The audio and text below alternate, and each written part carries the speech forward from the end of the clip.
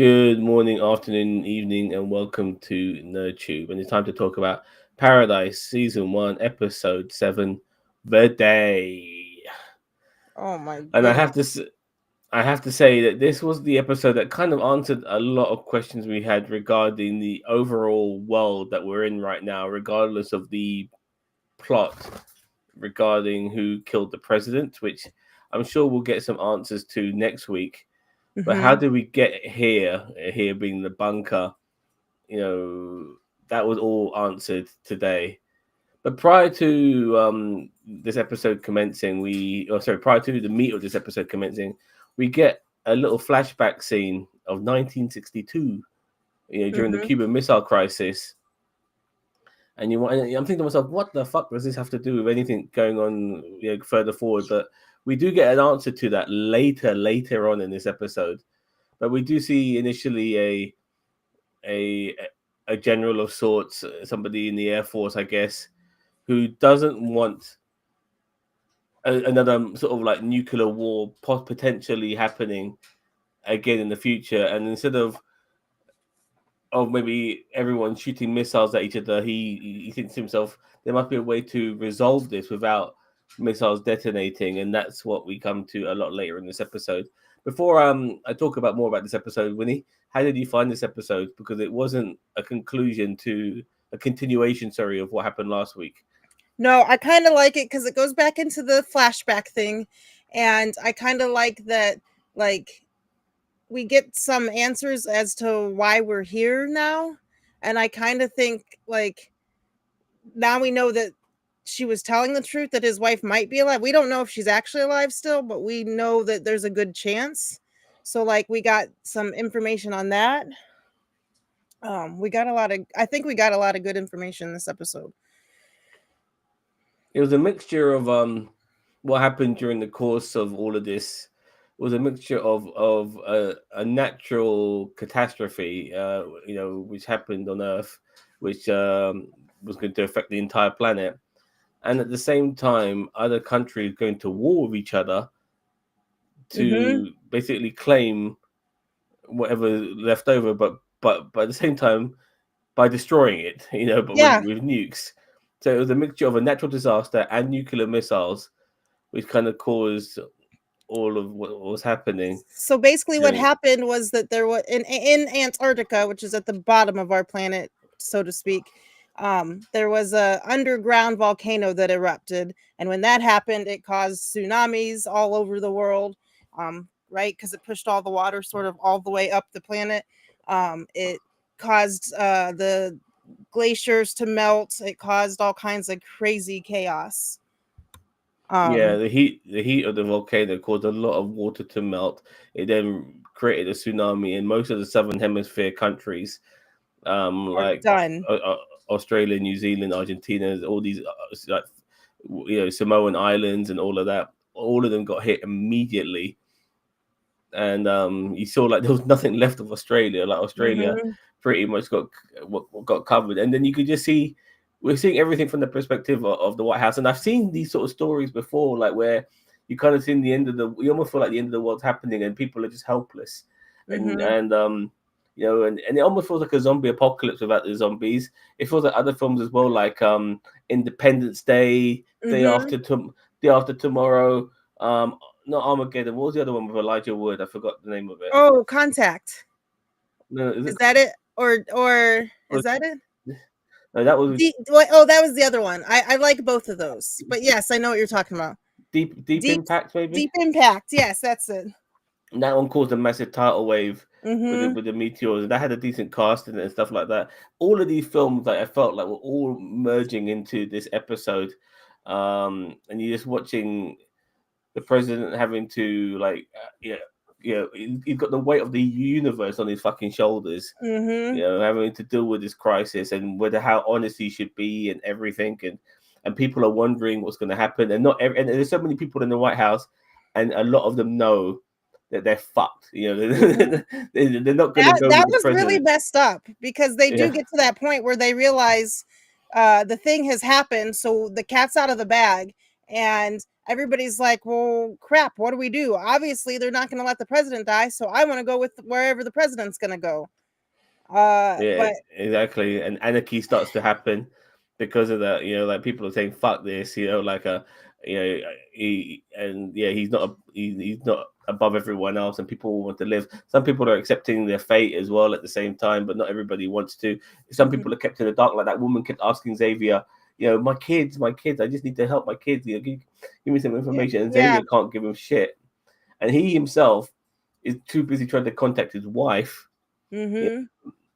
who we know doesn't make it, and all of that. It's Which you can see the I franticness in the totally franticness. understand that to a point. Like, I would like if Chris decided to go into another state and I had just enough information, because remember, Xavier doesn't know exactly everything that's happening, and he doesn't know about the Versailles. He knows that there's a place they can go that's safe, and that's all he knows.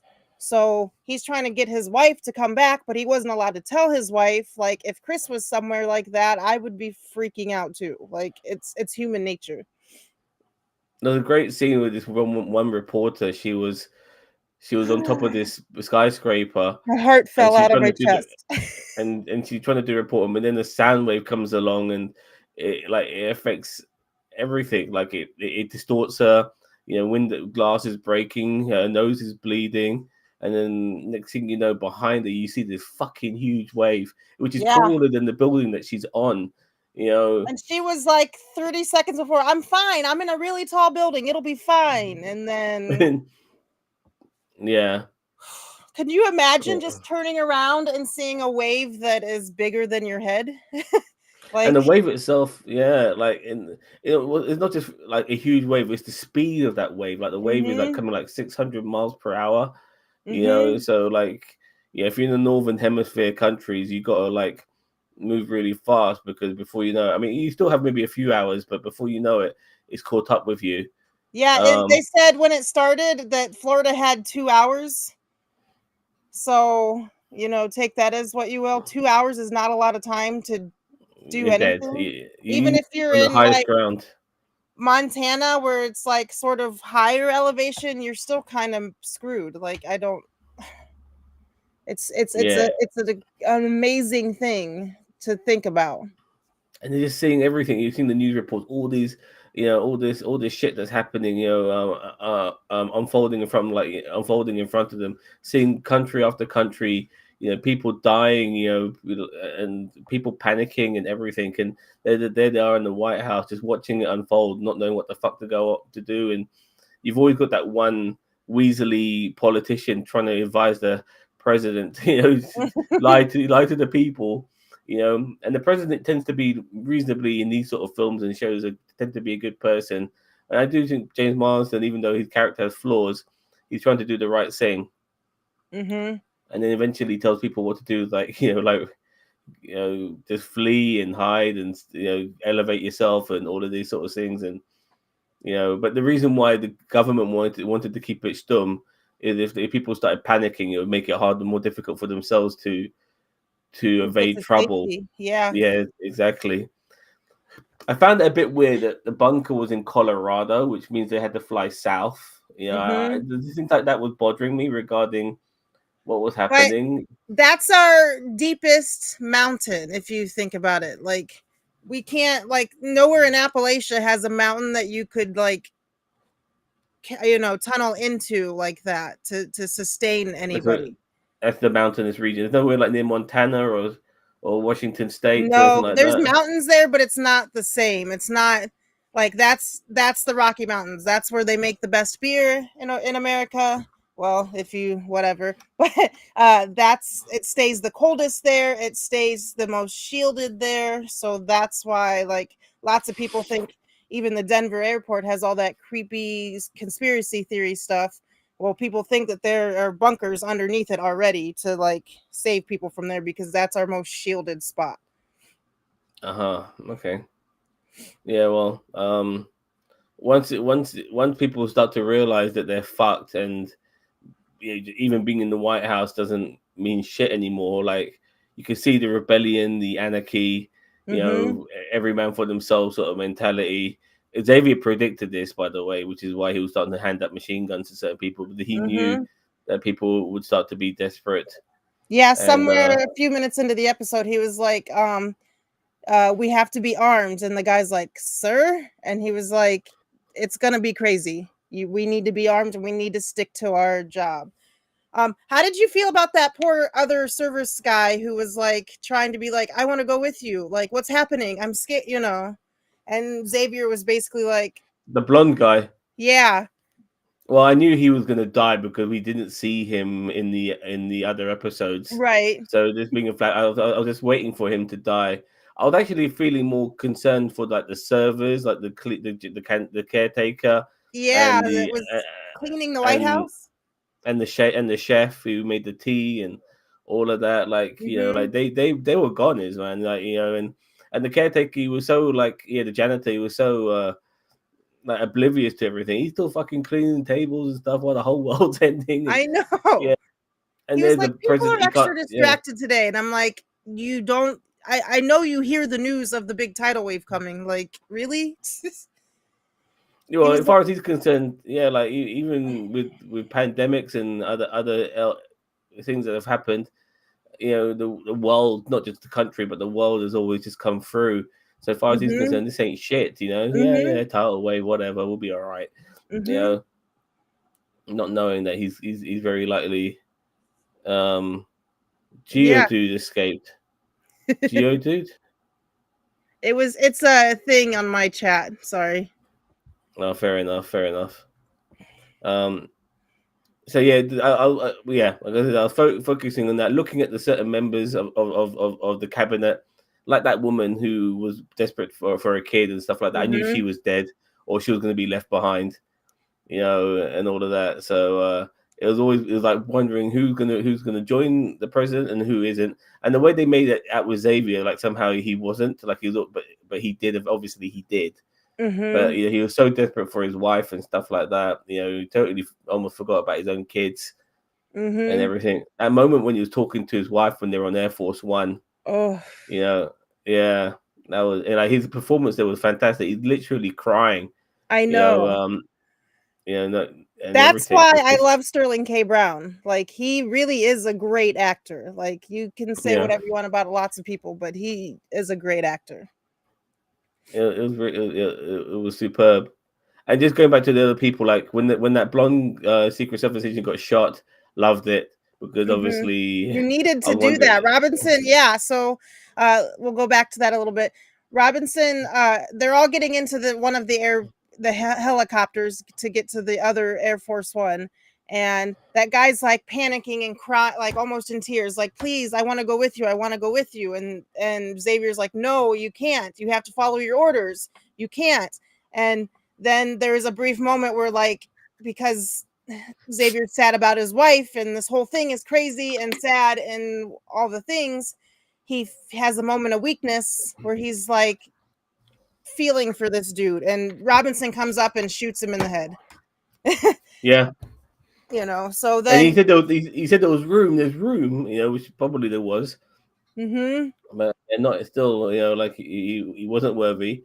He wasn't part of the inner circle, and yeah, you and you get shot in the fucking head, and then they start shooting up all the other people. They obviously I don't know why you guys call it a football. This like the case for the codes for the new mhm. codes.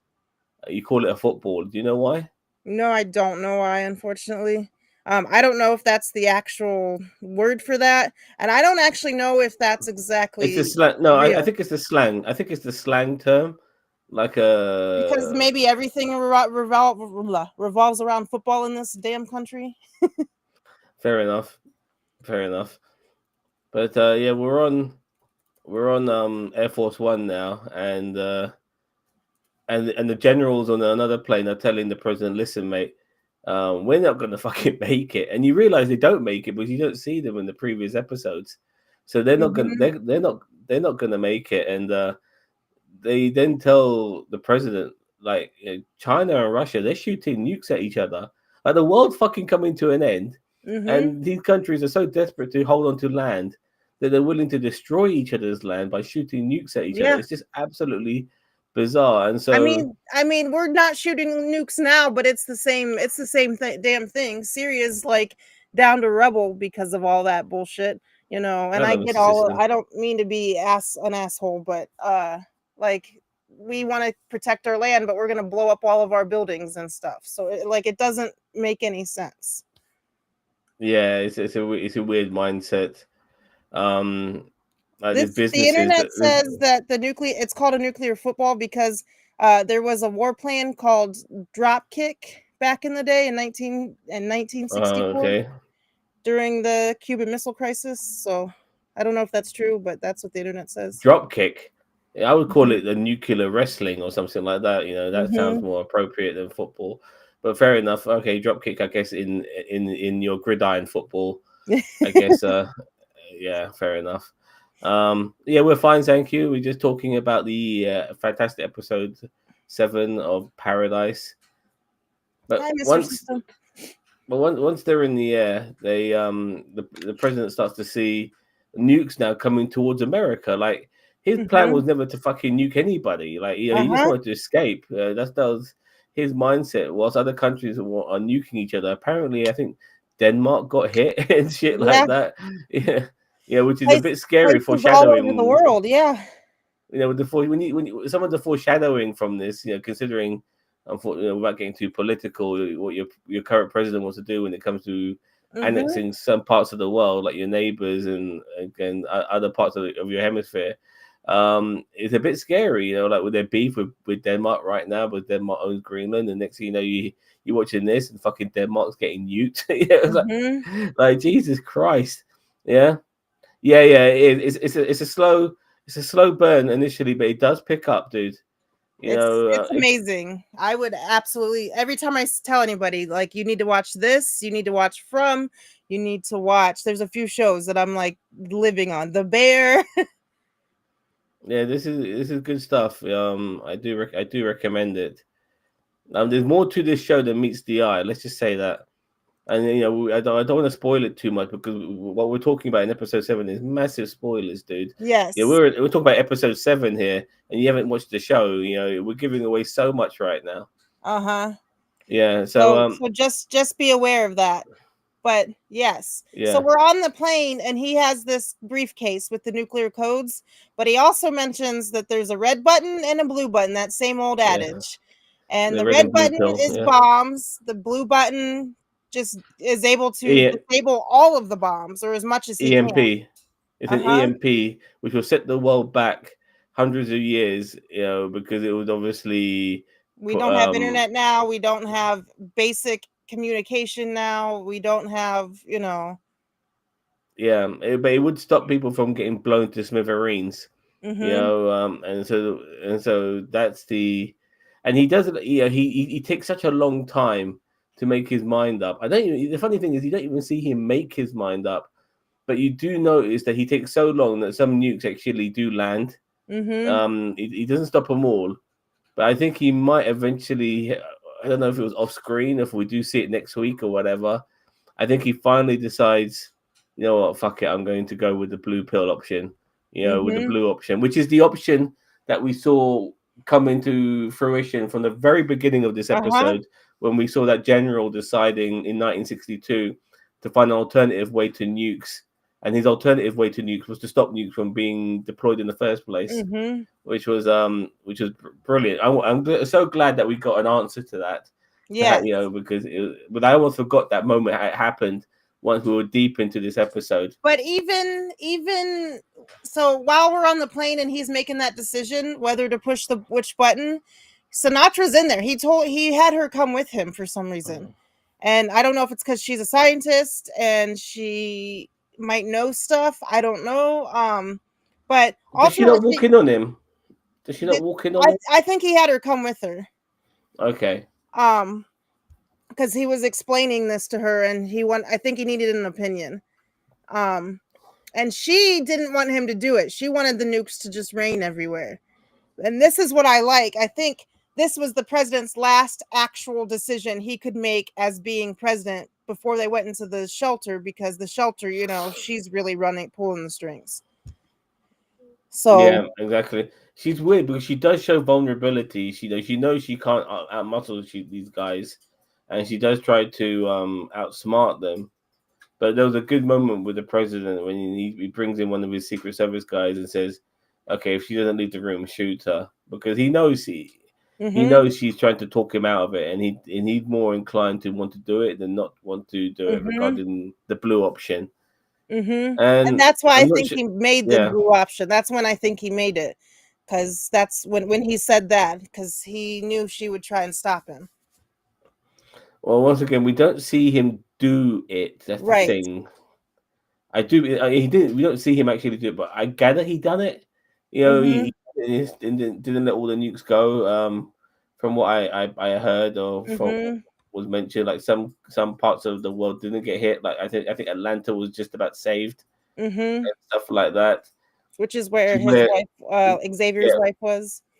exactly. And then once this is like a story that has been told throughout this episode, and then boom, before you know it, we're back to where we were at the end of last week with Mm-hmm. Xavier holding a gun to Sinatra's head.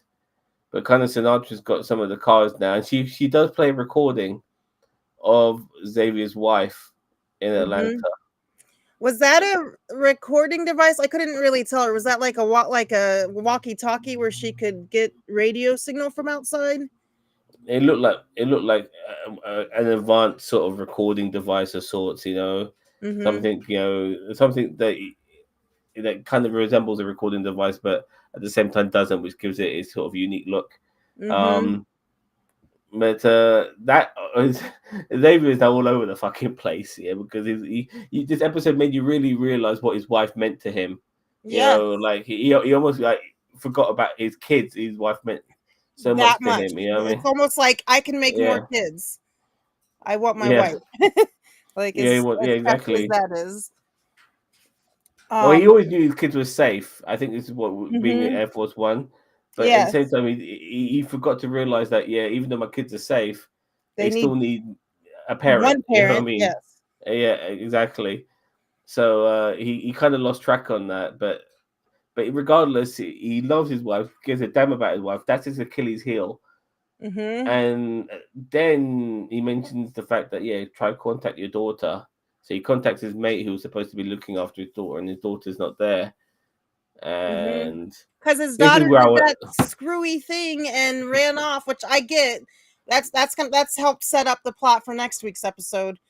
She ran off to help the president's son tell all the secrets from that iPad or whatever it is, tablet, and uh, which I get. But then that stupid, crazy Jane said, "Hey, come with me," because she had her trust and they'd been playing Wii for weeks. So now Sinatra's got her in her holds. yeah, exactly. And this is where, in my opinion, you have to like say fuck you, Sinatra. I'm not playing your game. We're all stuck in here, and I would have put a cap in their head. Mm-hmm. You know what I mean? And that would have like taken it because you can't let Sinatra keep calling the shots. Mm-hmm. So I would have put a cap in their head. But your daughter's somewhere and your kid's somewhere in this facility, and you got a whole bunch of Secret Service guys, to help you find them. Yes. So Do you yeah, think, well, before I get to that trailer, do you think that there was like a plan B of kill her if he kills me? killed the Kill the kids. daughter. Yeah, kill the daughter. Yeah, They don't have both of them. They just have Presley.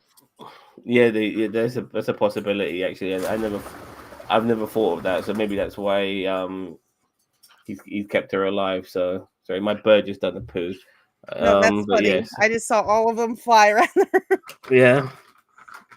So yeah, that's a possibility. So yeah, maybe that's why he didn't kill her. But at the same time, I guess maybe keeping Sinatra alive, excuse me, is his insurance policy for the kids to stay alive. So yeah, Mm-hmm. so fair enough. Yeah, and So yeah, that that's the bad thing about being in that situation and having loved ones, because if somebody decides to take your loved one, you're screwed. Can you be heartless enough to just let that go for the greater good? I agree. I agree. It made me think of the moment in Penguin when he Mhm. killed Victor.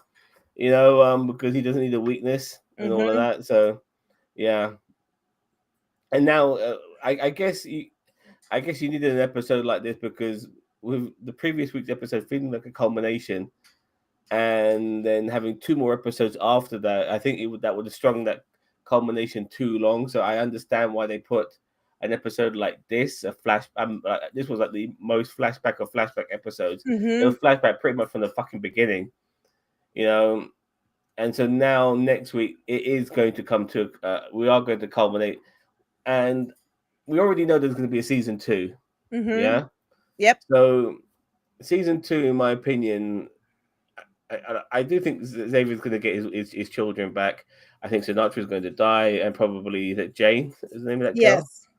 I think yeah, he's going to find out about her. Obviously, she's going to be the an issue for Xavier, but he probably doesn't realize that she's a turncoat. Probably Mhm. she's a psychopath to tell you the truth. You know what I Yes, mean? that's it. Yeah. So yeah, he that might come a bit too late, but I do think the kids will survive. Xavier will survive, and next season will be the hunt for his wife. Mhm. You know, but yeah, this season is all about getting revenge and Mhm. maybe getting all the people in this comfortable world that they're living in to get out of their comfort zone because Mhm. you can't. If I lived in an area like that, being a Londoner, I'd go fucking nuts. Yep. It's a glorified jail cell. You know what I Mhm. mean? Doesn't matter how much you make it. It's yeah, Plus, it's too if much. I knew that a good chunk of America survived, or wherever you're from survived, wouldn't I would want to go back outside and rebuild. I wouldn't want to be stuck there for forever. Like I would want to have an option. Like I said a week or two before, I would want like, hey, you guys have the option to leave, but maybe you can't come back, and that's on you. But at least I would like the option. Yeah, for Sinatra, it was thinking that it can't get any worse. It can't get any better than what we have now, and that's Mhm. why she doesn't want to ruin it. While other people, they just need to know. They want to find out. So yeah, and I guess we will find out next week where we go with all of this. Mhm.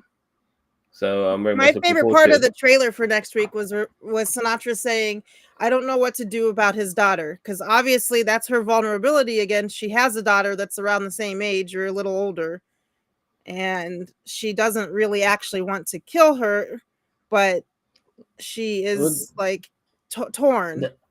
it makes it kind of like what's the word? It kind of takes away from Sinatra's character because she's very Machiavellian. She's quite callous. Mm-hmm. Whether she probably gives a shit about what she's got.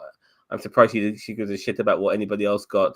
But at the same time, we need to find out who the fuck killed the president as Yeah, I well and forgot about why. that point. Yeah, because she says there's no one. The DNA on the president's stuff Oh has yeah, nothing to do with yeah. anybody in the thing.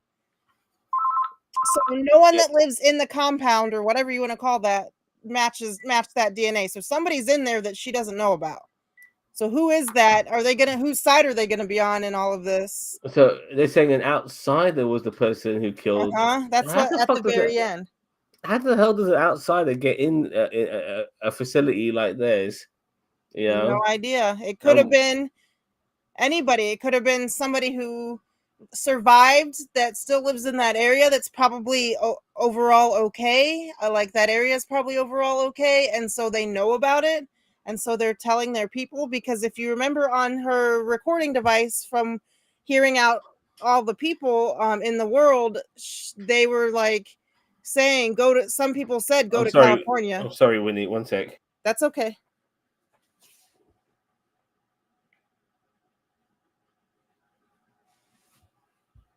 This show is crazy. Like there's so many details and so many fun things that we're learning. Well, not fun, but Okay, I need to take this call. I'm going to give this episode a 9 out of 10. All right. okay, me too. You Okay. guys have a great day, and I will see you. Thanks for the resub. You guys have a great day. We'll see you next week for the rest of this. See, I think maybe next week is its last episode. Yeah. Yeah. Yeah. It is. Okay. Okay, take care, everyone.